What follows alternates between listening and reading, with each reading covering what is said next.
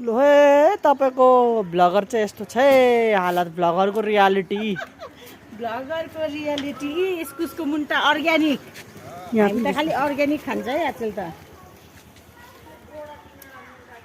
मेरो लागि स्पेशल अरे यो चाहिँ त्यसको लागि त अब चाहौ त भने भन्दा पनि 3-4 वटा मात्रै निस्क्यो त पुप ए यता देखा न यहाँ टिप्दैछु है आरो छोडो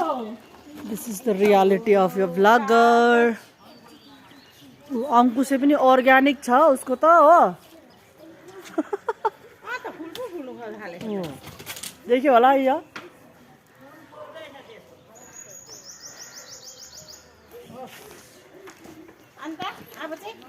यहाँ पनि छ त बुबु यो वाला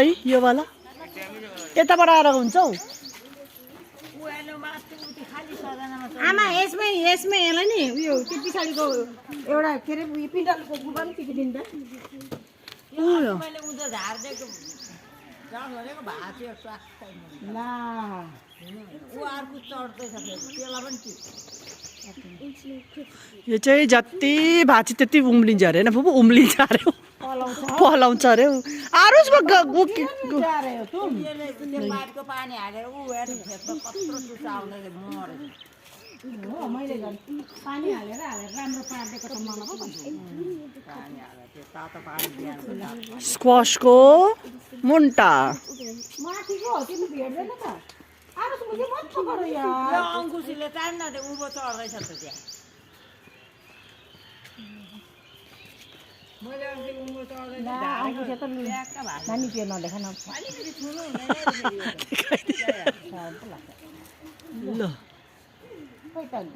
ल तान्नु आयो त इस्कुस फल्नु लागि